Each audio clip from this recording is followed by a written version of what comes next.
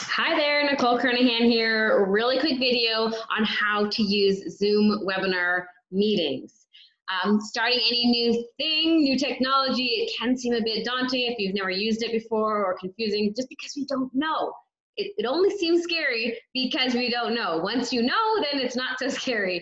I'm not a tech person, but I use Zoom every day with people in different parts of the world, and I'm so grateful for it. It's an incredible way to connect and really just interact, and it's from the comfort of your own home. So I'm going to walk you through really quickly how to use Zoom if you're brand new to it. If you're not new to it, you probably don't need to watch this video. Okay, so I'm going to share my screen. So this is just a quick example. So I'm using Zoom right now to record this meeting, but you can record videos in other avenues as well. But if we were having a meeting, then there would be multiple cameras. So in this example, in this picture right here, is just me and Dana, and it's just the two of us. But she's in Texas and I'm in Toronto, and both of our cameras are on, our microphones are on. We're talking and chatting and interacting almost as if we're in the same room. In a larger group meeting setting, there's just multiple cameras. So there might be 5 people, 10 people, 20 people, 30 people. If there's a lot of people, they can't have all images on one screen, so your videos might be on a couple of different screens. But this is what it looks like. It's a great way. There we are, hanging out, just as if we were in the same room. So the first thing to note is that you will be getting a link to an email to a meeting. The only thing you need to notice on this page is what that link looks like. So if you're new to Zoom, it's going to say basically all you need to know is to click the link. Click the link, click the link, click the link, click the link. There are other ways to get into Zoom, and there's other information, and you can call in, which is important to note. If you can't get on the computer and you want to call in, you can absolutely do that. So you will receive information with the phone-in option. But the first basic version of using Zoom, all you need to do is click the link. Actually, I think you'll be getting, you might be getting either an open link, or if this is a private group coaching class, then you'd be getting a personalized link that would be just sent directly to you from Zoom. So click the link, and I would say if you're new to Zoom, it's your first time using it, then click it at least a few minutes before or a day or two before, because it's going to ask you to download the program. You have to have it downloaded. It's free, but you have to have it downloaded on your computer. It walks you through it. Just hit next, and yes, it's very simple. It only takes 12 minutes, but it will ask you to download it the very first time you use it. After that, it won't be asking you to download it anymore. So when you get into Zoom, there is also this thing that's going to pop up. It says sign up. It is, I believe that's optional. So I just want to give you a heads up that you might see that button come up, or it might ask you to sign up. It might not,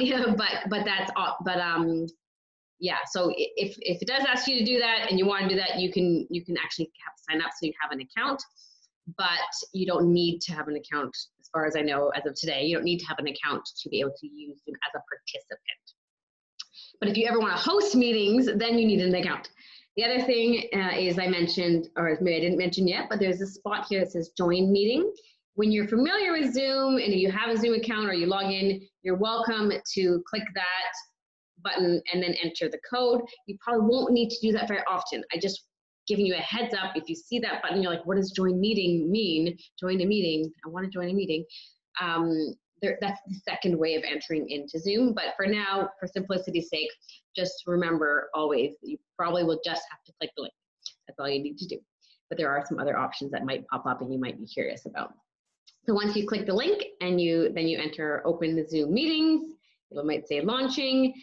Then when you get in, it will ask you to join with computer audio, and you'll probably say yes. In most cases, it's almost every single time, unless for some reason the audio isn't working on your computer and you want to phone in for the audio. But typically always you will hit yes, I'm going to join the computer audio, and you can test speaker and microphone. So you see there's a button there that says test speaker and microphone. You may also want to do that to make sure that your speakers are working and that your microphone is working so that you can speak to me and chat and speak to others.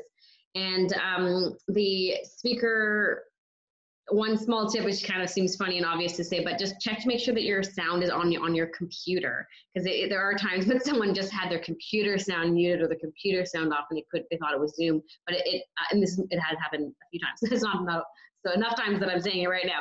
So just be aware that there might be some simple things on your computer, not specifically just Zoom programs that need to connect. So make sure your computer sound is on and you'll be good to go. The next little piece I'll note is that your camera will probably turn right on automatically when you enter Zoom, and your microphone likely will turn on automatically as well. It depends on the settings that I set when I set up the meeting, so that not every single one is the same.